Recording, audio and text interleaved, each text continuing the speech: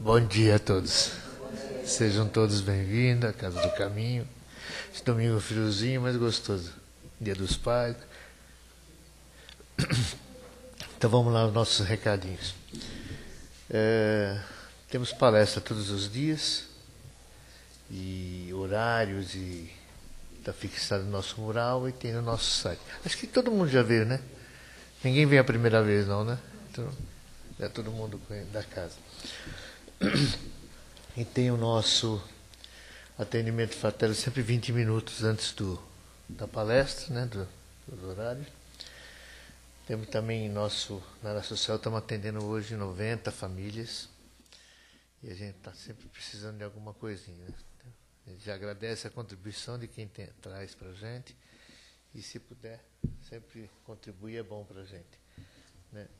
Normalmente o que falta mais é arroz, café, o feijão, né? E macarrão, sempre que é mais baratinho, dá para trazer sempre um pacotinho para a gente, né? Bom, então vamos fechando nossos olhos, sentando confortavelmente em nossos lugares. Vamos deixando todos os nossos problemas do lado de fora. Vamos voltando o nosso coração, o nosso pensamento aqui para dentro, para a sala de palestra. Vamos nos confraternizando com nossos amigos do plano espiritual, nossos companheiros que estão aqui desde cedo, preparando esse ambiente com muita serenidade, muita paz, muito amor, né? E assim, serenos que estamos, tranquilos, vamos acolhendo nosso amigo, nosso companheiro Serginho, que vai fazer a palestra de hoje. Qual que é o tema, Serginho? O tempo de hoje, ó que bom. Tudo a ver. Seja bem-vindo, Serginho. Boa palestra. Valeu. Muito bom dia a todos presentes. O tema de hoje é tirado do Livro da Esperança, capítulo 67. Foi psicografado pelo Chico Xavier e Emmanuel foi quem ditou. É interessante porque esse tema ela reflete muito aquilo que Jesus comentava nos comentários do Evangelho de Jesus, quando ele falava para as pessoas começarem a perceber o momento presente. Em várias passagens a gente vai ver Jesus, quando ele fala olhai os lírios do campo, ou mesmo quando ele estava para ser capturado, ele pedia para as pessoas olharem e observarem o momento. Jesus ele sempre tratava as pessoas para trazer para o momento presente a situação, por vários motivos. A gente começa a entender por quê. Já foi falado em outras palestras, mas sempre esse tema é recorrente porque é muito comum nos dias de hoje a gente sair de nós mesmos. Recentemente foi feito um estudo para se verificar quanto tempo nós realmente percebemos a vida num único dia. Descobriu-se que nós temos percepção consciente da vida apenas 30% do dia. 70% do dia nós estamos zumbis da vida, ou seja, nós estamos no automático. Se a gente for ver lá no livro do Kardec, pegar lá, nós começamos simples e ignorantes, ou seja, se a gente vê essa frase do simples e ignorante, a gente não tem dificuldade de perceber o que seria um simples e ignorante. É um espírito muito, muito simples mesmo, ele não tem capacidade nem percepção de pensamentos, ele tem dificuldade de raciocinar. Então, o que acontece? Uma célula é um princípio inteligente. E ela não tem ainda raciocínio nenhum. Vai evoluir para se tornar uma plantinha. André Luiz ele vai comentar sobre essa evolução do espírito em vários momentos.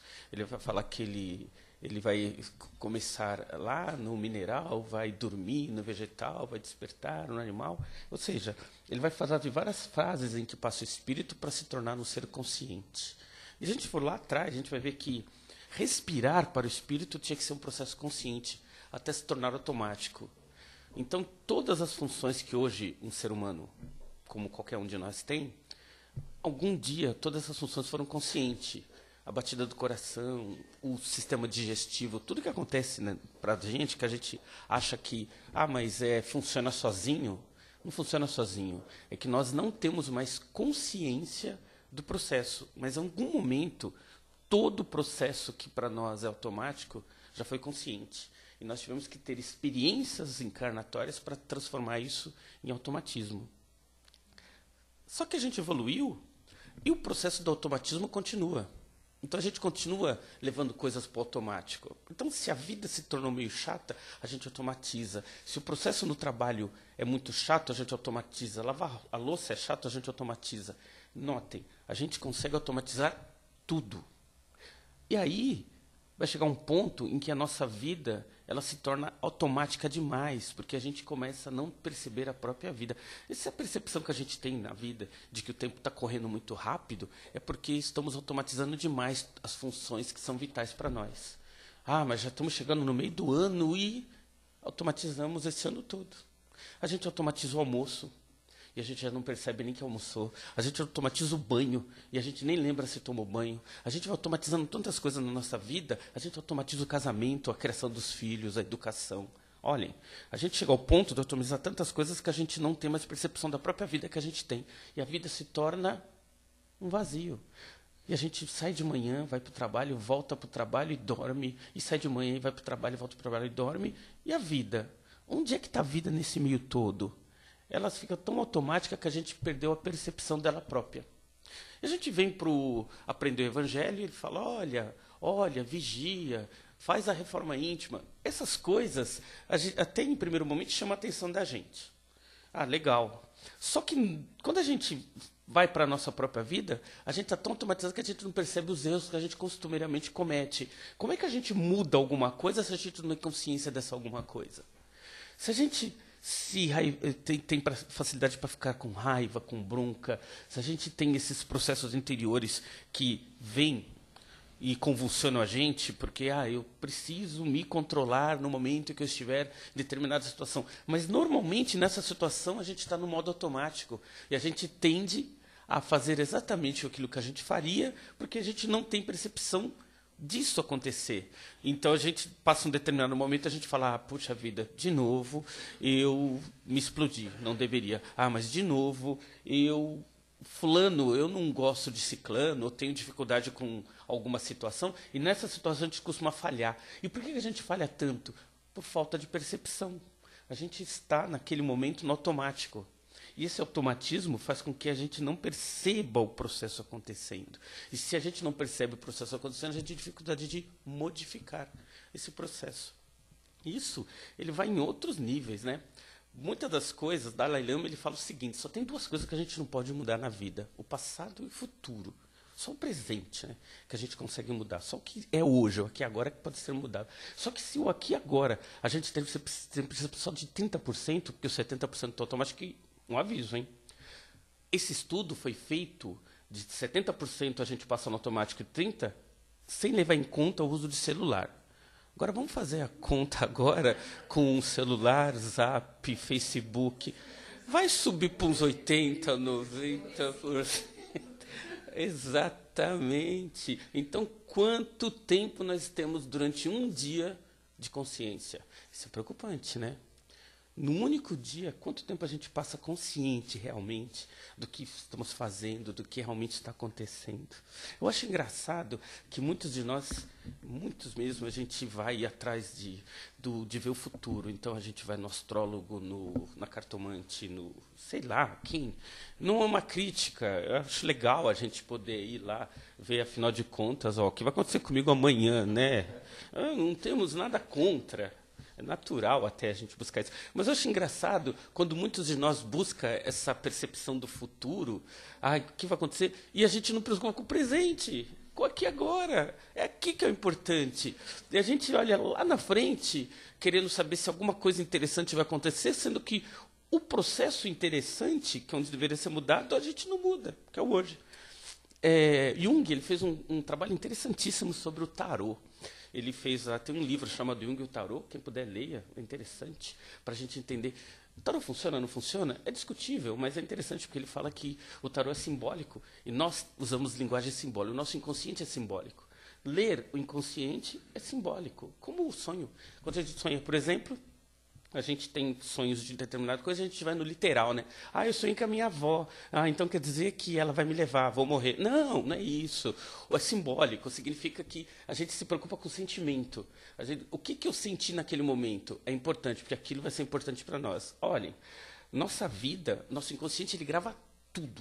Tudo. Desde o momento que a gente acordou, mesmo quando está dormindo, a gente acordou, levantou, fez tudo. O inconsciente está gravando. Nós não temos percepção porque a gente passa boa parte no inconsciente. Mas o nosso inconsciente grava tudo. E grava tanto que ele começa a perceber coisas que são importantes para a nossa vida, mas a gente passa tanto tempo no inconsciente que a gente não percebe. As mulheres têm muito forte isso que a gente chama de intuição. Intuição é o acúmulo de acontecimentos que o inconsciente consegue acumular. Ele acumula e joga para o consciente, na forma simbólica. E a mulher, ela tem aquela percepção, não faz isso, hein, porque eu não sei. Não vai no futebol, fala para o marido. Não vai, alguma coisa. Mas ela já percebeu isso, porque o inconsciente, ele trabalha de forma interessante. Aí o cara vai no futebol e se lasca todo, né? E ela falou, avisei, né? Mas o que é isso? Essas percepções, elas são vivas, mas a gente não tem noção dela porque a gente está morto. A gente vai morrendo para a vida. Nós não temos uma vida muito ativa, na verdade. Eu não queria falar, mas é uma grande verdade. Nós, seres humanos, nós temos uma vida muito opaca, baseado nas nossas capacidades. Nós temos uma vida muito aquém daquela capacidade original do ser humano. E isso, a gente não está falando isso levando em conta aquele, data do aviso final, temos que evoluir, era para o ser humano estar... Nada disso não existe, tá, gente? Era para o mundo estar em determinado... Não existe isso. O mundo era para estar melhor do que hoje. Se algum espírito falar isso, ele deve ter uma bola de cristal para saber onde estaria o mundo se não fosse hoje. Mas era para o ser humano estar melhor. Baseado em quê? Em outro mundo que nasceu junto com o nosso? Então, isso é tudo balela. E nós, no meio espírita, estamos acumulando muita informação falsa baseado nisso. Porque temos até 2023, porque senão o quê? De novo. Então, nós temos que parar com essa fofoquinha espírita e começar a focar no hoje, no aqui, nas coisas que realmente fazem diferença. E essas coisas que fazem diferença são importantes para a gente despertar. A gente vem numa palestra espírita, a gente lê um livro espírita para ter despertamento, para a gente poder perceber a vida de uma forma melhor. Então a gente tem que entender o seguinte: bom, legal, eu sei que temos dificuldades para perceber a vida, sei que nós temos cada vez mais uma vida inconsciente, está tomando conta da nossa vida consciente. O que a gente faz então para mudar isso? Despertar, acordar. Jesus, lá no passado, quando ele veio, a gente vai ver que ele despertou mortos que estavam, mas notem, muita coisa da Bíblia foi levada no literal, tá? Por que não? Jesus também não despertou mortos que estavam mortos para a vida, não mortos literal. Por que Jesus não fez com que cegos enxergassem, cegos para a vida começassem a enxergar? É que não estamos dizendo que não houveram os milagres. A gente quer dizer que no meio dos milagres houveram também coisas normais. Jesus, numa discussão, começou fazendo com que as pessoas começassem a enxergar a vida de forma melhor. Então, fez com que cegos enxergassem. E aí a pessoa vai escrevendo, vai para o Evangelho, escreve, e a pessoa translitera isso, e depois vai... Imagina que aquilo foi escrito no aramaico, que foi para o grego, depois foi para o inglês, depois veio para o português. Então, a gente vai entender que não que Jesus não realmente, literalmente, não fez com que cegos enxergassem, mas também fez que muita gente, como nós, começasse a perceber melhor a vida, começasse a despertar para a vida, começasse a viver melhor esse momento da vida. Esse é o grande ponto. Jesus, ele despertou realmente, e está despertando até os dias de hoje. Então a gente começa a ver que o Evangelho é um despertador para a vida também.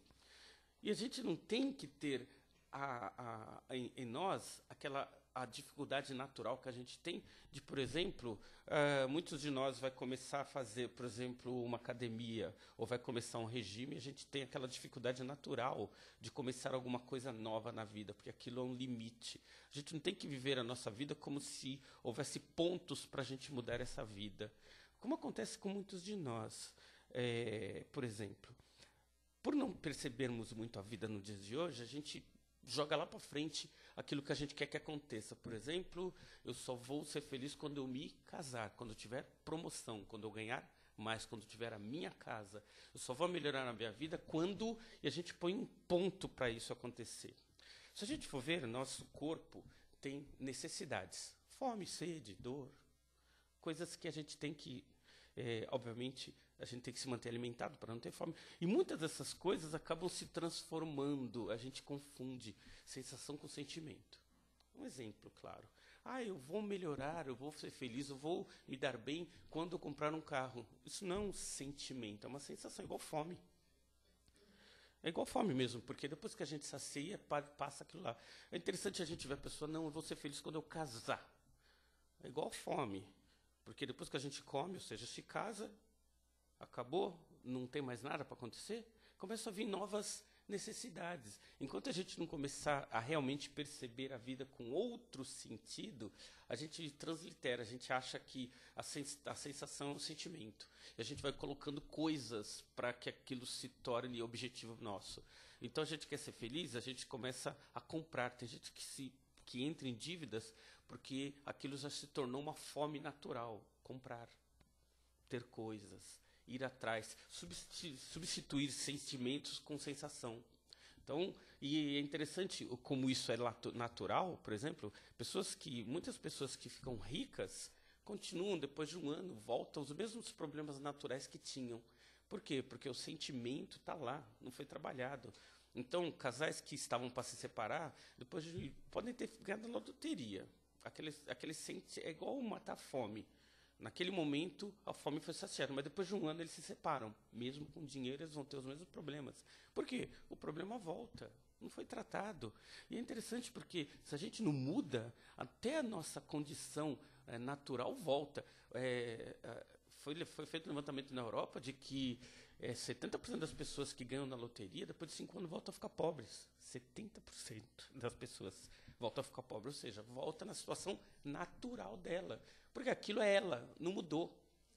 Aquilo, ela tem o dinheiro naquele momento, traz lá aquela sensação, não é sentimento, de felicidade, e aquilo, depois de algum tempo, aquilo volta, porque ela não houve mudança real na pessoa. Não houve mudança real, tende a voltar naquela mesma situação monetária, financeira, sentimental que estava. Então, o grande problema é, a gente precisa buscar mudanças. No que nós podemos mudar? Acreditamos que as coisas podem mudar de forma simples. A gente tem que começar a perceber a vida.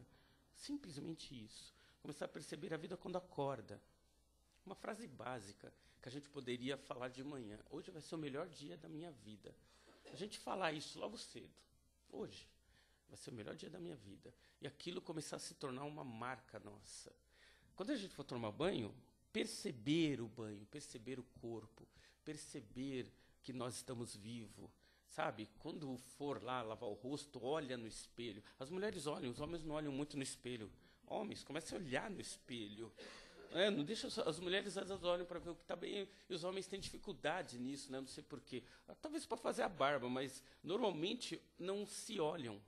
A gente tem que se observar, se ver mesmo, olhar como um todo. Quem puder, só tem adulto aqui, tirem a roupa e se observem. Se olhem, se admirem, gostem de vocês, gostemos de nós mesmos como nós somos.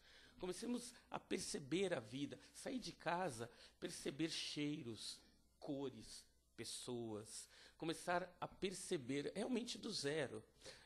Tem uma literatura interessante dentro da filosofia que eles dizem que conforme a gente vai aprendendo, a gente vai crescendo, nossas sensações vão morrendo, nossa curiosidade vai acabando. Por quê? Porque o mundo vai cobrando de nós outras coisas. Então a gente vai se formando, vai ganhando diplomas, vai fazendo pós-graduação e vai se tornando muito mais específicos em assuntos e nós vamos perdendo percepções naturais e humanas, que são importantes para nós. E essas coisas têm que voltar à vida. Então, não esperar o dia de amanhã para que haja grandes mudanças, não esperar um grande acontecimento para que algo realmente seja agradável, não esperar que alguma coisa se modifique, fazer com que o dia seja interessante naquele momento, aquele instante, começar a perceber cada minuto é importante para nós, porque a gente começa a perceber a vida. E a gente vai perceber uma coisa interessante, é difícil. Muito difícil. A gente vai, por exemplo, se a gente se propor na segunda-feira, hoje vai ser o melhor dia da minha vida e eu vou perceber cada minuto. A gente vai perceber de cara que isso não vai funcionar. A gente vai levantar da cama e o pensamento já voou. E a gente, opa, calma, onde eu estava mesmo? Volta. É isso, é treinar. Treinar para que isso se torne natural. A gente vai fazer alguma coisa e o pensamento vai voar. Por quê? Porque durante muitos anos nós passamos boa parte da nossa vida automatizando as atividades rotineiras nossas. E isso se tornou natural para o corpo. Então a gente tem que reprogramar.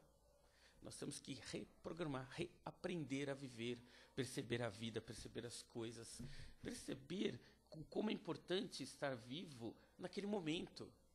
Porque a gente às vezes quer grandes dias, grandes momentos, um feriado, um Natal, uma viagem. A gente dá muito valor para essas coisas, quando que grande parte da nossa vida a gente está fazendo coisas comuns. 99% da nossa vida a gente está no cotidiano. Será que a gente não vai aproveitar o cotidiano mesmo para melhorar a nossa vida, melhorar aquele momento? E é interessante porque quando a gente começa a perceber melhor a vida, a gente começa a gerar mudanças. Porque ali a gente está no presente. No presente a gente gera mudança. Porque a gente começa a ver aquilo que a gente está errando, a gente começa a perceber naquilo que nós fazemos e com insistência a gente faz errado, a gente começa a perceber coisas da vida que a gente ainda não percebia, começamos a ter percepções de coisas que podemos mudar na nossa vida e começamos a gerar essa mudança. A mudança acontece a partir do momento que a gente acorda, desperta. Jesus fala, né? É preciso que morra um homem velho para que nasça um homem novo. E ele também nos lembra, né? Eu não trouxe a paz, não, eu trouxe a espada. Jesus, quando fala isso, da espada, ele fala para que a gente se torne guerreiro de nós mesmos. A gente não precisa ser melhor que ninguém, nós temos que ser melhor do que nós hoje, do que éramos ontem. A gente precisa ser sempre algo melhor do que nós mesmos. Não é uma concorrência com alguém, é uma concorrência conosco mesmo. Mas se isso não se torna um objetivo, a gente não muda. Uma das coisas que a gente sabe que os orientais fazem com bastante primazia e nós temos dificuldade, é realmente, eles conseguem, através da meditação e da yoga deles, perceber melhor o dia, o momento. Seria bom a gente começar a praticar um pouco isso, não é entrar numa escola, é praticar mesmo, pegar 5 minutos do nosso dia para pensar na nossa vida. Meditar, muita gente tem aquele pensamento errado, né? Errôneo, de que a meditação é parar de pensar. Ninguém para de pensar. Aliás, sim, quando morre. Aí para, né? Porque o pensamento acaba. Então, é uma grande mentira que foi criada de que a pessoa, quando entra no estado alterado, ela para. O pensamento nunca vai parar, porque ele é uma consequência do que nós somos. Agora, parar em alguns momentos para refletir sobre a nossa vida durante 5 minutos num dia e que consigamos estender isso é super importante, porque a gente começa a gerar mudanças naqueles 5 minutos. Depois a gente vai, em alguns momentos a gente vai derrapar na rotina do dia a dia, vai começar a entrar no automatismo, mas com treino, com observação, a gente começa a trazer o dia a dia para nosso presente. Cada vez que a gente estiver mais presente, mais a gente vai ter noção do quanto nós fazemos diferença no mundo, do quanto realmente temos capacidades dormentes em nós. Quem lembra isso? O André Luiz, ele fala, se o ser humano soubesse o quanto ele pode fazer, o quanto de capacidade ele tem dormente e que não vem à tona porque ele dorme, André Luiz fala, nós dormimos durante a vida, então nossas capacidades ficam amorfas, elas não vêm à tona. E aí a gente vê que nós, individualmente, nós somos pessoas com genialidades dormentes, que só vão vir à tona a partir do momento que a gente começar a despertar isso em nós, acordando, despertando, começando a perceber a vida a cada minuto. Muita paz a todos.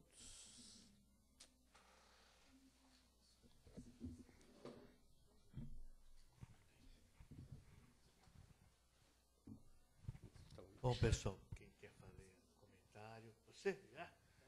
Pô, Léo. Você saiu correndo para pegar o microfone. Acho que foi isso. Ele falou, é minha, é meu, é meu.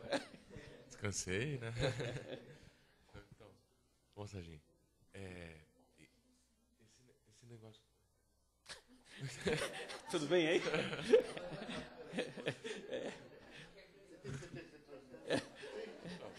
Eu acho que você dormiu um pouco aí. você estava falando isso, que eu olhei para ela, porque ontem eu estava conversando com a Paula, esse negócio de envelhecimento, né?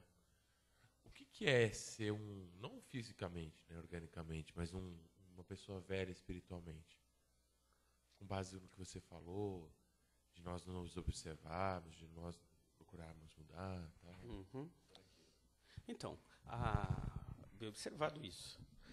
A questão da velhice física, ela vai acontecer por um processo natural, né? Nosso corpo é como roupa, então ela tem data de validade. O espírito, ele tenderia a ser mais vivo cada vez que a gente desperta para a vida. Um espírito considerado velho é uma pessoa cansada de si mesmo. É uma pessoa que não gerou mudanças espirituais, não criou condições novas, e a tendência dele é se sentir cansado.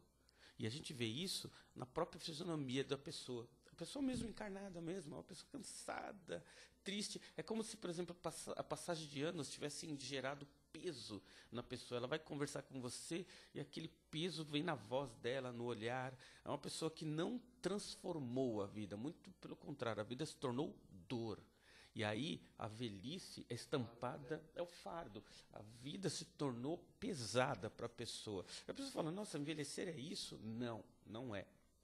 Envelhecer é você aprender a se tornar dono de si mesmo, é se tornar autônomo da sua vida, criar condições para que a sua vida seja um exemplo. Para quando a pessoa te fizer uma pergunta, você ter condição e claridade de usar a própria experiência pessoal para transformar a vida de quem pergunta. Isso é envelhecer. Na verdade, a gente vai perceber que a pessoa que envelhece nas condições de esclarecer, o corpo envelhece, mas a pessoa está cada vez mais viva. O olho brilha. A gente vai ver pessoas que, apesar da idade, o olho estampa a claridade espiritual que vem despertando dentro dela. As pessoas mais tristes, que vão envelhecendo fisicamente, espiritualmente, a gente percebe que a espiritualidade não houve despertar espiritual. Então a pessoa não criou claridade espiritual para aquilo transbordasse para ela. É interessante a pergunta, porque me fez lembrar, eu até comentei aqui uma certa vez que o Joana de Ângeles, até comentando sobre isso, disse que é muito difícil ver pessoas assim desencarnarem, pessoas que não têm o despertar espiritual. Não porque elas tenham dívidas no mundo espiritual, mas dada a condição espiritual que ela está, ela tende a ir para lugares em que realmente vão ter pessoas iguais a ela, com essa condição espiritual. E a Joana de Ângeles, inclusive, diz, né, comenta, é necessário que o espírito comece em vida ter esse despertar, essa condição, começar a perceber que é um ser iluminado, não que é um ser que está murchando com o corpo. Porque se a pessoa desencarna naquela situação, é a vida espiritual dela, ela está indo para um lugar espiritual naquela condição que ela está. E olha, a gente não está falando de, ela fez o mal, fez o bem, não existe isso. Todos nós já vivemos espiritualmente dentro das condições em que a gente está criando na nossa vida. Todos nós. Céu e inferno é o momento espiritual que a gente já tem dentro de nós. E espiritualmente a gente já está nesse lugar. Existe um processo que a gente chama de EQM, já ouviram falar? Que é despertar para as mortes. A pessoa fica lá alguns minutos fora morta. Então, os americanos fazem, no Brasil tem um estudo muito profundo sobre isso, na USP, inclusive, sobre as pessoas que ficam 10 minutos mortas mesmo e depois voltam e vão falando. É interessante porque nos relatos a gente vai ver que tem pessoas que naqueles minutos encontram a família, encontram luz, e muitas dessas pessoas não encontram escuridão, encontram sofrimento. Dizem que, eles falam que assim, no relato parece que 10% dessas pessoas têm muito sofrimento. 90% delas conseguem ver luz, conseguem ver coisas boas. Ou seja, não é onde ela vai, é onde ela já está. Só que quando desperta no mundo espiritual, a gente já desperta no mundo espiritual que a gente já se encontra.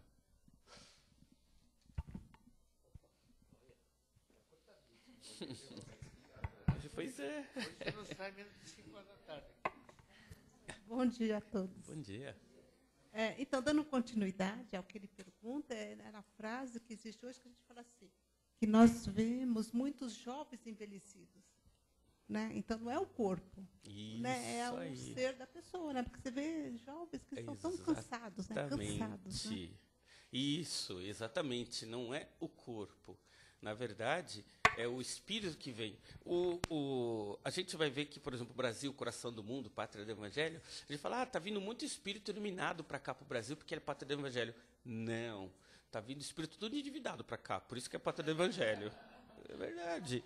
Vem tudo para o Brasil, porque o Brasil é pátria do espírito para o despertar espiritual de pessoas em débito. É por isso que vem tudo para cá. E são espíritos com complicações espirituais que precisam ser trabalhadas. Aí você fala, mas então quer dizer que a nossa política, o nosso meio, isso é resultado de sermos pátria do evangelho, porque é ali, esses espíritos estão vindo para justamente quitar ou mudar. Muitos não estão conseguindo, como a gente está vendo, né? Mas estamos aí na tentativa. Serginho, bom dia a todos. Então, é bem certo isso, porque numa palestra de Haroldo Dutra Dias, ele diz que o Brasil é o grande hospital do mundo. Né? Exatamente. Não é isso? A minha pergunta é assim, você mencionou que em algum momento do desencarne, ou em vários momentos, não sei, o pensamento para. Em que circunstância o pensamento para? É o seguinte. Do espírito. Sim. Ok, obrigada. Boa pergunta.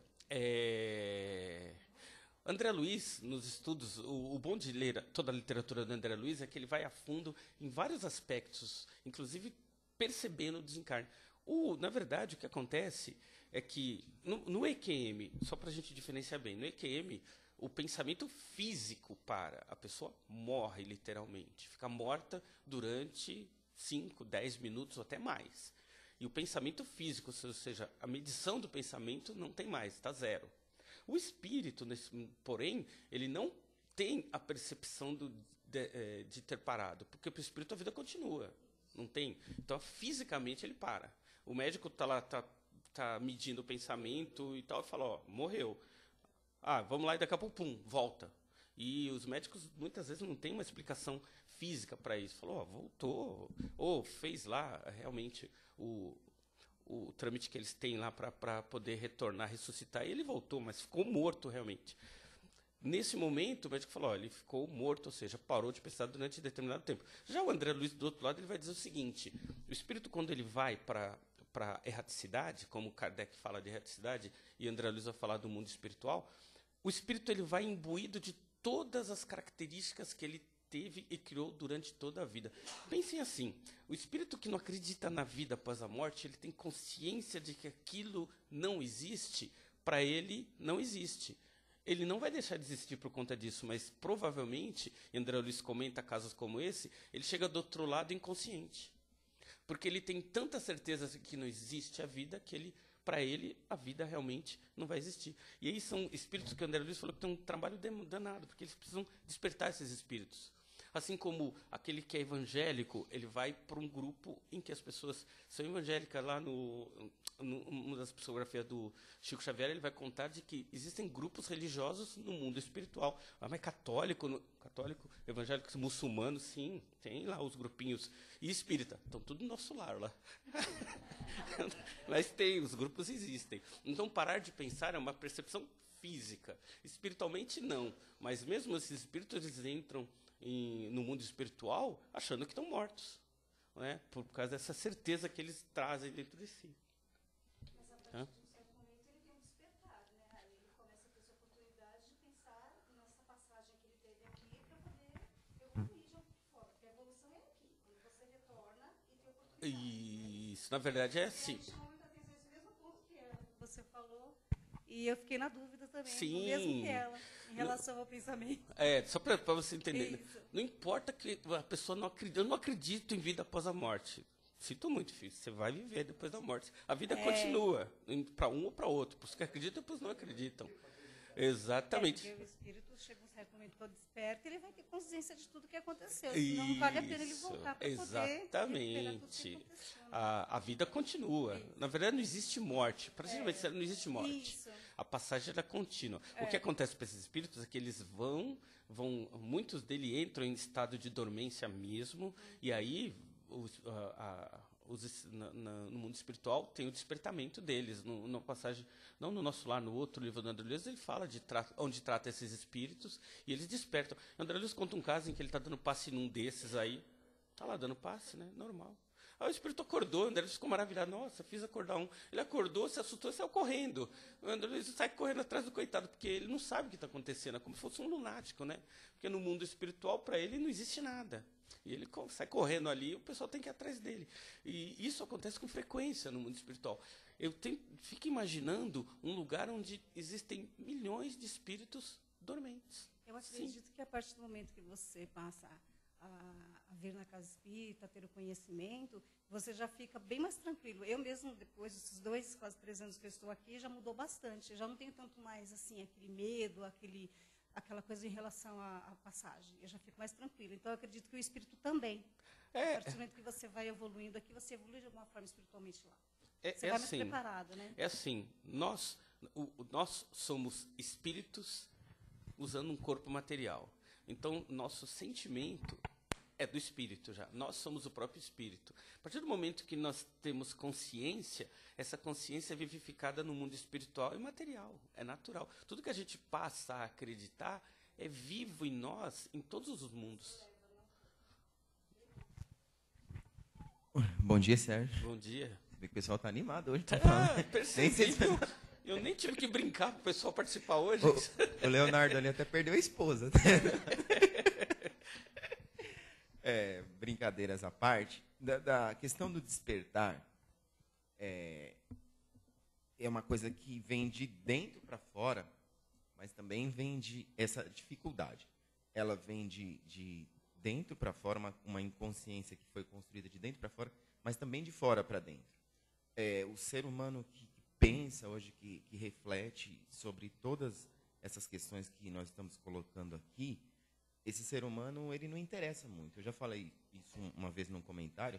Esse tipo de ser humano que quer ver a vida de um outro ponto de vista, quer vivenciar coisas realmente íntimas que estão lá dentro e que precisa colocar para fora, precisa ter uma nova visão, esse tipo de ser humano, ele não interessa muito nos dias de hoje, porque para a mídia, na mídia existem gênios da publicidade, do marketing, que já construiu para que as coisas fossem assim. A gente está num caminho, a gente está numa trilha onde essa inconsciência ela interessa muito para a indústria, porque quanto mais inconsciente a gente é, mais consumista a gente é.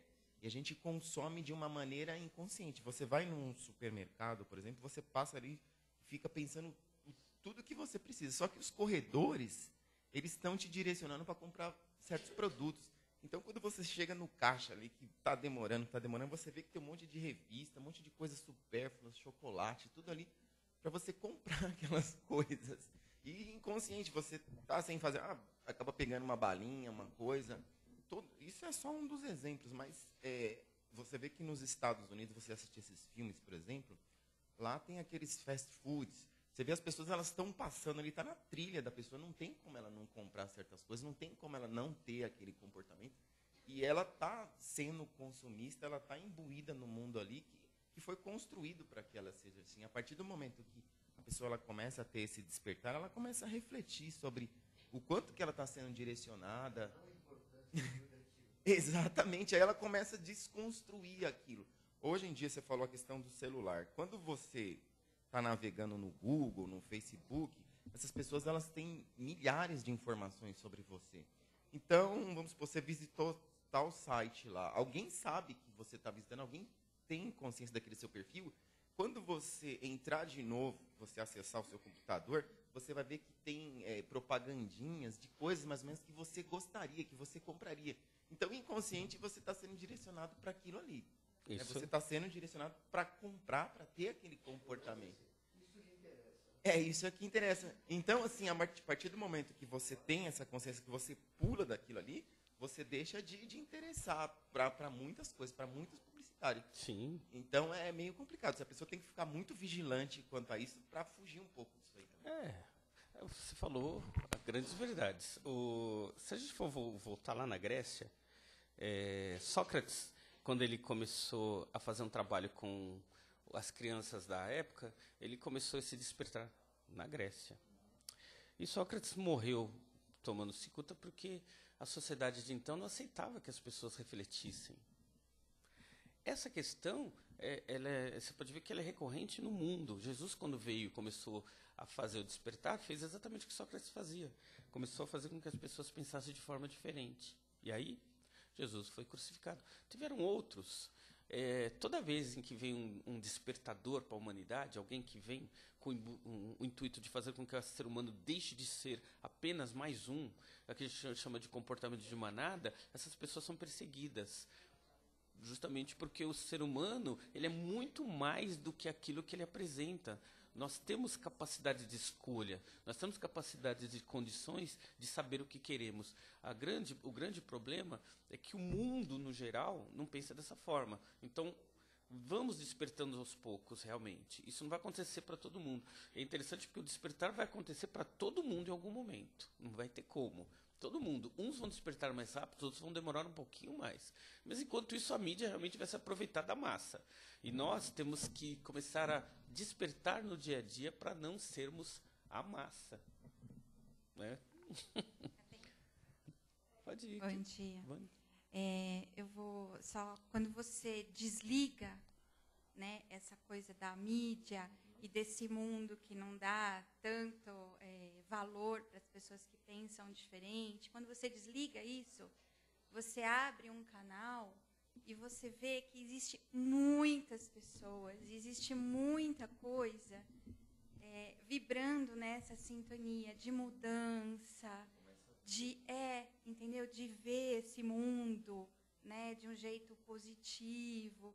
Então, é só uma questão da gente desligar isso, né, e abrir o outro lado. E aí você vai ver que tem muita, e assim, não é aqui no Brasil, é no mundo todo, né, de estudos, de pessoas que estão cada vez mais se abrindo para essa espiritualidade e tentando mesmo, né, a partir deles mesmos, da gente, e mudando um pouquinho o grupo, a família, a sociedade, o bairro.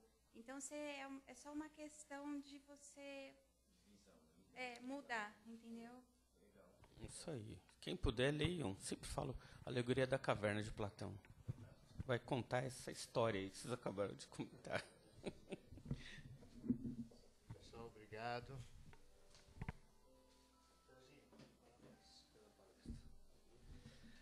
Então vamos novamente fechando nossos olhos, agradecendo a oportunidade de estudo e de aprendizado e essas boas vibrações que nossos amigos do plano espiritual levem aos mais necessitados, aos enfermos, às crianças, aos idosos, em todos os lugares que precisam de uma vibração positiva, de luz, de paz e de serenidade. E assim, agradecidos que estamos, vamos encerrando a palestra de hoje e vamos aguardando para os passes.